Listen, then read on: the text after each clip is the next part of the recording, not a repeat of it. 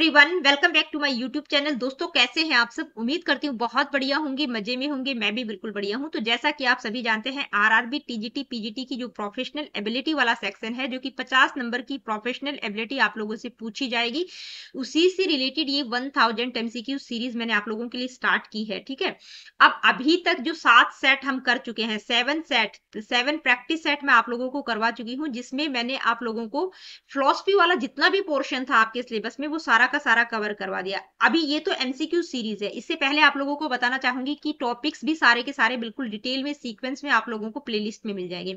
तो जितनी भी ये प्रैक्टिस सेट मैंने लगाए हैं, वो इसी सीक्वेंस में लगाए हैं जिस सीक्वेंस में मैंने आप लोगों को टॉपिक प्रोवाइड किए थे। तो पहले टॉपिक को देखिएगा, उसके बाद ये क्वेश्चंस देखेंगे तो ज्यादा कॉन्सेप्ट क्लैरिटी रहेगी।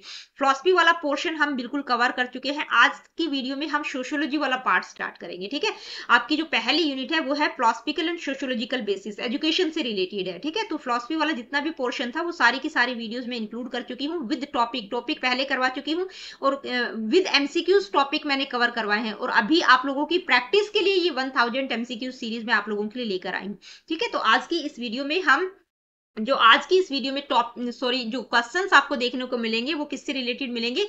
Sociological basis of education and aspirations of Indian society. ठीक है, ये दोनों के दोनों टॉपिक आपको एक ही वीडियो में मिलेंगे। अब यहाँ पर आप लोगों को एक बात बताना चाहूंगी कि देखिए, जो सोशियोलॉजी वाला पार्ट है, सोशियोलॉजी वाला जितनी भी वीडियोज रहेंगी उनसे रिलेटेड बहुत ज्यादा क्वेश्चन मैंने इंक्लूड नहीं किए हैं, क्योंकि सोशियोलॉजी वाला पोर्शन आपका कॉन्सेप्ट बेस है, तो आपको कॉन्सेप्ट समझना पड़ेगा। ठीक है, फिलॉसफी वाले पार्ट में तो बहुत सारे मतलब फैक्चुअल क्वेश्चन थे, वो आपको देखने ही देखने थे, मतलब वो तो आपको लर्न करने ही करने पड़ेंगे। लेकिन सोशियोलॉजी वाला पूरा का पूरा पार्ट, यहाँ पर कुछ 2-4 क्वेश्चंस आपको फैक्चुअल देखने को मिलेंगे, मतलब फादर वगैरह से रिलेटेड या जो भी है।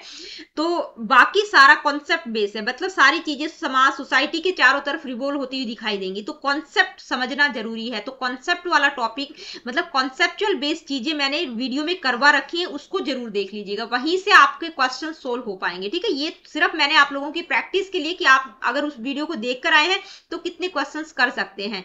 तो सिर्फ 20-25 क्वेश्चंस इसमें रहेंगे। और सोशियोलॉजिकल बेसिस ऑफ एजुकेशन और एस्पिरेशन ऑफ इंडियन सोसाइटी से रिलेटेड जब मैंने टॉपिक करवाया था तो वीडियो बहुत ज्यादा लंबा हो रहा था, तो वहां पर भी मैंने 30 क्वेश्चंस करवाए हैं, अलग से वीडियो मिल जाएगा। ठीक है, 30 इंपॉर्टेंट क्वेश्चन नाम से sociological basis of education and aspirations of Indian society. तो 30 क्वेश्चंस वहां पर है, और आज की इस वीडियो में लगभग 20-25 क्वेश्चंस आज की इस वीडियो में हम कवर करेंगे। 25 क्वेश्चंस रहेंगे। तो चलिए स्टार्ट कर लेते हैं आज की इस वीडियो को। Let me see what is the first question. Who coined the term sociology, यानी कि जो सोशियोलॉजी शब्द है, इसका प्रयोग सबसे पहले किसने किया था? इस शब्द को किसने क्वाइन किया था, किसने ढूंढा था इस टर्म को? तो किसने ढूंढा था? Karl Marx, Max Weber, Auguste Comte या एमिल दुर्खिम। तो कौन है किसने इसको क्वाइन किया था? ऑगस्ट कॉम्टे ने 1837 में, जो कि एक फ्रेंच फिलोसोफर थे। अब ये जो सोशियोलॉजी शब्द है, दो शब्दों के मेल से बना है, एक है सोसाइटस और दूसरा है लोगस। सोसाइटस मतलब सोसाइटी से रिलेटेड है, और जो लोगस शब्द है वो किससे रिलेटेड है? वो स्टडी या साइंस की हम बात करते हैं। तो इसमें सोशियोलॉजी का मतलब क्या हुआ कि मतलब सोसाइटी को साइंटिफिक तरीके से इसमें स्टडी किया जाता है। अब ये जो सोसाइटस शब्द है, ठीक है, सोसाइटस शब्द क्या है? ग्रीक भाषा का शब्द है, और जो लोगस शब्द है वो लैटिन भाषा का शब्द है। मेरी राइटिंग बहुत अच्छी नहीं है, ठीक है, बहुत ही खराब है, तो मैं इसलिए यूज कम करती हूँ पेन का। नेक्स्ट क्वेश्चन क्या है, आइए देखते हैं। The father of educational sociology. देखिए, सोशियोलॉजी के फादर कौन है आपसे पूछा जाए तो ऑगस्ट कॉम्टे हैं। एजुकेशनल सोशियोलॉजी के फादर कौन है? तो वो मैंने आप लोगों को वीडियो में बता ही रखा है कौन है, ई जॉर्ज पाइने। ठीक है, ये 2-3 क्वेश्चंस आपको फैक्चुअल मिलेंगे।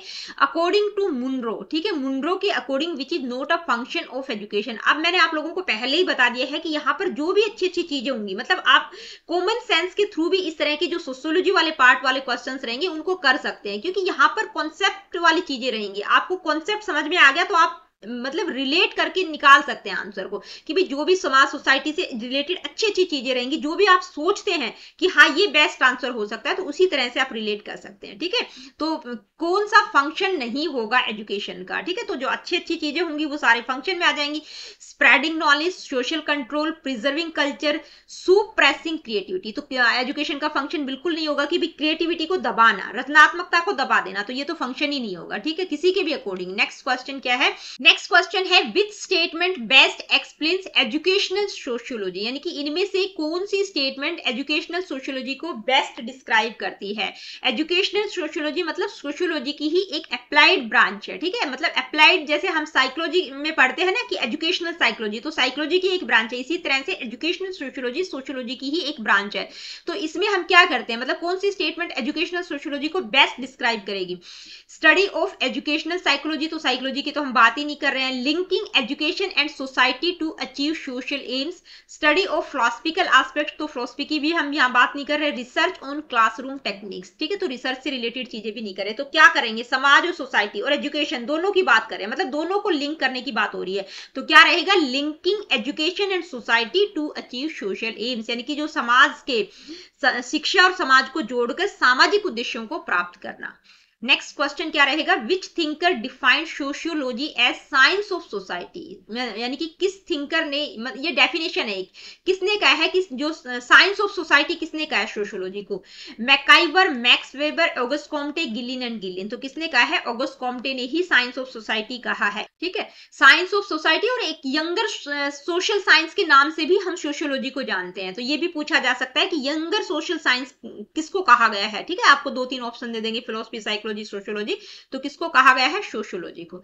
Education without sociology is like a vehicle without wheels, this statement refers to, यानी कि समाजशास्त्र के बिना शिक्षा पहिए के बिना वाहन जैसी है, जैसे मतलब एजुकेशन बिना सोशियोलॉजी के ऐसी है जैसे उसके कोई व्हीकल है जिसकी व्हील्स ही नहीं है। तो इस स्टेटमेंट का मतलब क्या है, need for philosophical study, importance of educational sociology, emphasis on economics in education, role of biology in learning. तो आप बिल्कुल सिंपल सा क्वेश्चन है, आपको दिखाई भी दे रहा है कि समाज सोसाइटी की बात करें तो सोशियोलॉजी से रिलेटेड है भाई।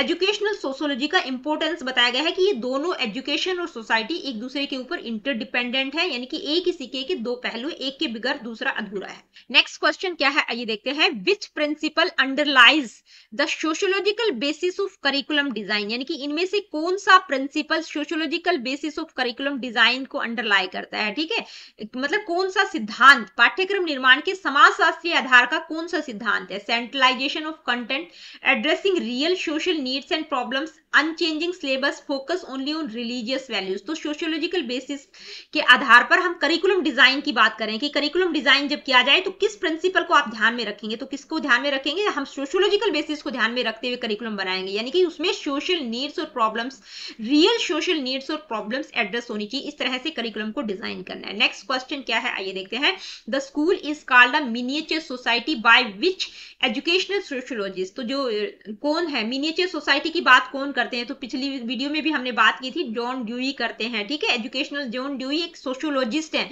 सोसाइटी पर उन्होंने बहुत ज्यादा फोकस किया है, ठीक है। नेक्स्ट क्वेश्चन क्या है, आइए देखते हैं, social stratification in Indian society is primarily based on, देखिए दो टॉपिक बिल्कुल ध्यान में रखिएगा जब हम सोशियोलॉजी की बात करते हैं, एक है सोशल स्ट्रैटिफिकेशन, ठीक है, उसके फैक्टर्स क्या क्या हो सकते हैं, क्या होता है सोशल स्ट्रैटिफिकेशन, और एक है सोशल मोबिलिटी, और सोशल मोबिलिटी के टाइप्स क्या क्या है, ये आप वहां से जो वीडियो मैंने करवा रखा है इसी में मिल जाएंगी सारी चीजें, जो सोशियोलॉजिकल बेसिस ऑफ एजुकेशन और एस्पिरेशंस ऑफ इंडियन सोसाइटी, एक ही वीडियो है इस टॉपिक पर, उस वीडियो को बिल्कुल ध्यान में देखिएगा, आई थिंक 36-37 मिनट का वीडियो है, सब चीजें वहां से आपको क्लियर हो जाएंगी, ठीक है। तो सोशल स्ट्रैटिफिकेशन मतलब जो समाज में स्तर बने हुए हैं, जो वर्ग बने हुए हैं, अलग अलग एक हायरार्की बनी हुई है, ठीक है, मतलब लोअर टू हायर या हायर टू लोअर हम कह सकते हैं। तो social stratification in Indian society is primarily based on, मतलब जो भारतीय समाज में जो सामाजिक स्त्रीकरण है वो किस आधार पर होता है, भाई वो अलग अलग आधार हो सकते हैं, उसका कास्ट भी हो सकता है, लैंग्वेज भी हो सकता है, रिलीजन भी हो सकता है, रीजन भी हो सकता है, ठीक है। तो क्या होगा, caste, language, religion, region. Next question क्या है, आइए देखते हैं, who among the following defined sociology as interpretive understanding of social actions, यानी कि निम्नलिखित में से किसने समाजशास्त्र को सामाजिक क्रिया की व्याख्यात्मक समझ के रूप में परिभाषित किया है। तो कुछ एक जो 4-5 डेफिनेशन जहां से क्वेश्चंस अमूमन पूछ लिया जाता है कि ये डेफिनेशन किसके द्वारा दी गई है, जो कि सोशियोलॉजी में हम जैसे मैकाइवर हो गया, मैक्स वेबर हो गया, पाइने हो गया, गिलिन हो गया, ऑगस्ट कॉम्टे हो गया, इन सब चीजों, इन सारे थिंकर्स की हम बात करते हैं, तो इनकी डेफिनेशंस मैंने आप लोगों को करवा रखी है, तो उन्हीं में से ये कोई एक डेफिनेशन है, तो किसके द्वारा दी गई है, मैक्स वेबर बात करते हैं, ठीक है, कि सामाजिक क्रिया की व्याख्यात्मक समझ के रूप में उन्होंने सोशियोलॉजी को डिफाइन किया है। नेक्स्ट क्वेश्चन क्या है, आइए देखते हैं। विच इज नॉट अ की ऑब्जेक्टिव ऑफ एजुकेशनल सोशियोलॉजी, यानी कि इनमें से एजुकेशनल सोशियोलॉजी का की ऑब्जेक्टिव नहीं है, नहीं की बात की है, कौन सा नहीं है। Understanding teacher's role in society, preserving only economic values, designing curriculum reflecting society, studying social influences on development। तो कौन सा नहीं होगा, जो मतलब प्रिजर्व करना इकोनॉमिक वैल्यूज को, तो ये कोई एजुकेशनल सोशियोलॉजी का एम से ऑब्जेक्टिव नहीं है, बाकी सारे रिलेट करते हैं, ठीक है। टीचर के रोल भी होना चाहिए, मतलब डिजाइनिंग करिकुलम रिफ्लेक्टिंग, जो सोसाइटी को रिफ्लेक्ट करे इस तरह का करिकुलम डिजाइन करना है। Studying social influences on development, development पर सोशल इन्फ्लुएंसेस क्या रहेंगे उनको स्टडी करना, तो ये सारे ऑब्जेक्टिव्स में आ जाएंगे। लेकिन जो इकोनॉमिक वैल्यूज है, यानी कि केवल आर्थिक मूल्यों की रक्षा करना, वो एजुकेशनल सोशियोलॉजी का कोई एम नहीं है, ऑब्जेक्टिव नहीं है। नेक्स्ट है विच टाइप ऑफ मोबिलिटी। अब ये मोबिलिटी तभी कर पाएंगे जब आपने सोशल मोबिलिटी और उसका टाइप्स पढ़े होंगे, ठीक है। सामाजिक गतिशीलता क्या होती है और उसके टाइप्स क्या क्या है, ठीक है। Which type of mobility involves change in an individual social status with in their life time, यानी कि किस प्रकार की गतिशीलता एक व्यक्ति के जीवन काल में उसकी सामाजिक स्थिति में बदलाव को दिखाती है। तो किस टाइप की, कौन सी सोशल मोबिलिटी में हमने पढ़ा था ये, ठीक है। हॉरिजेंटल, वर्टिकल, इंटरजनरेशनल, इंट्राजनरेशनल, ये 4-5 तरह की मोबिलिटीज मैंने आप लोगों को करवाई थी। तो हॉरिजेंटल मोबिलिटी क्या होती है, वर्टिकल क्या होती है, इंटरजनरेशनल क्या होती है, इंट्रा जनरेशनल क्या होती है, जैसे ही आपने पढ़ा होगा तो आपको पता चल जाएगा। तो लाइफ टाइम, यानी कि एक होता है इंटरजनरेशनल, एक होता है इंट्रा जनरेशनल, यानी कि इंट्रा का मतलब जिसमें आपकी खुद की लाइफ टाइम में आपका जो सोशल स्टेटस है वो चेंज हुआ है, तो ये कौन सा होगा, इंट्रा जनरेशनल। जैसे कोई व्यक्ति पहले सब इंस्पेक्टर था, उसके बाद इंस्पेक्टर बन गया, उसके बाद असिस्टेंट कमांडेंट बन गया, तो उसी की लाइफ टाइम में उसके सोशल स्टेटस में जो जो चेंजेस आए हैं वो इंट्रा जनरेशनल मोबिलिटी होती है, ठीक है। इंटरजनरेशनल मोबिलिटी में क्या होता है कि मतलब आपकी जो जनरेशन में ही चेंज आ गया कि भाई एक मजदूर का बच्चा आईपीएस ऑफिसर बन गया, तो वो टोटली चेंज हो जाएगी, ठीक है। हॉरिजॉन्टल में मतलब आप सेम स्टेटस से दूसरे स्टेटस में जा रहे हैं कि भाई एक टीचर एक स्कूल को छोड़ के दूसरे स्कूल में जा रही है, सेम पे स्केल और सेम लेवल पे, ठीक है। वर्टिकल में क्या होगा कि भाई वर्टिकल मोबिलिटी में आप अपवर्ड भी हो सकती है और डाउनवर्ड भी हो सकती है, आप अपने स्टेटस से ऊपर वाले स्टेटस में जा रहे हैं या ऊपर वाले से नीचे में भी आ रहे हैं, ठीक है। तो ये 4 तरह की मोबिलिटीज मैंने आप लोगों को बताई भी थी, अभी भी बता दिया है। नेक्स्ट क्वेश्चन क्या है, आइए देखते हैं। Which is not an obstacle to nationalism in Indian society, यानी कि भारतीय समाज में राष्ट्रवाद की बाधाओं में कौन सा शामिल नहीं है, यानी कि जब नेशनलिज्म, जो एस्पिरेशंस ऑफ इंडियन सोसाइटी में 4 तरह के एस्पिरेशंस को मैंने आप लोगों को बताया था, जो कि मेनली पढ़े जाते हैं, जो कि मेन है, बहुत ही ज्यादा जरूरी है। कौन कौन से थे, nationalism, social justice, social order और यूनिवर्सलाइजेशन। तो ये 4 तो बिल्कुल मस्ट है, आप मतलब इनको तो पढ़ेंगे ही पढ़ेंगे, इसके अलावा और भी हो सकते हैं, लेकिन 4 तो हम पढ़ते ही पढ़ते हैं, ठीक है। तो जब नेशनलिज्म को मैंने पढ़ाया था तो वहां पर राष्ट्रवाद मतलब क्या है, नेशनलिज्म एक ऐसा फोर्स है जो अपने देश को यूनाइट करके रखता है, ठीक है, जिसमें हम एकता की बात करते हैं कि सारे लोग एक दूसरे से जुड़े हुए हैं, ठीक है, मतलब हम सब एक है, इस तरह की बात हम करते हैं। तो वहां पर कुछ ऑब्स्टिकल्स भी होते हैं, ठीक है, नेशनलिज्म में क्या क्या ऑब्स्टिकल्स हो सकते हैं। तो यहाँ पर क्या पूछा है कि जो नहीं है, ऑब्स्टिकल नहीं है वो बताना है, बाधा नहीं है। रीजनल डिवीजन, ठीक है, economic disparities, educational reforms, various religions and language. तो ये सारे क्या है, ऑब्स्टिकल्स हैं। कौन कौन से, रीजनल डिवीजन, इकोनॉमिक डिस्पैरिटीज और वेरियस रिलीजन्स एंड लैंग्वेज। कौन सा नहीं होगा, एजुकेशनल रिफॉर्म्स। नेक्स्ट क्वेश्चन है, according to educational sociology discipline should be promoted by, यानी कि शैक्षिक समाजशास्त्र के अनुसार अनुशासन को कैसे बढ़ावा देना चाहिए, मतलब एजुकेशनल सोशियोलॉजी के अकॉर्डिंग डिसिप्लिन को किस तरह से प्रमोट किया जाना चाहिए। Enforcing strict rules and punishments, participation in group activities, memorization of laws, individual isolations। तो भाई जब हम समाज की, सोसाइटी की बात कर रहे हैं, ठीक है, सोशियोलॉजी की हम बात कर रहे हैं, तो ग्रुप एक्टिविटीज को ध्यान में रखना है, ठीक है। समाज में, सोसाइटी में आप ग्रुप में रह के, आइसोलेशन में तो कोई भी काम नहीं होगा, ठीक है। तो किस तरह का डिसिप्लिन होना चाहिए, किस तरह की डिसिप्लिन को प्रमोट किया जाना चाहिए, यानी कि समूह गतिविधियों में भागीदारी, ठीक है, participation in group activities. Next question, which principle does not reflect universalism in education, यानी कि शिक्षा में सार्वभौमिकता का कौन सा सिद्धांत नहीं है, यूनिवर्सलिज्म को रिफ्लेक्ट नहीं करता, इनमें से कौन सा principle. Preparation for global citizenship, promotion of cooperation and tolerance, fostering global exclusiveness, teaching world piece.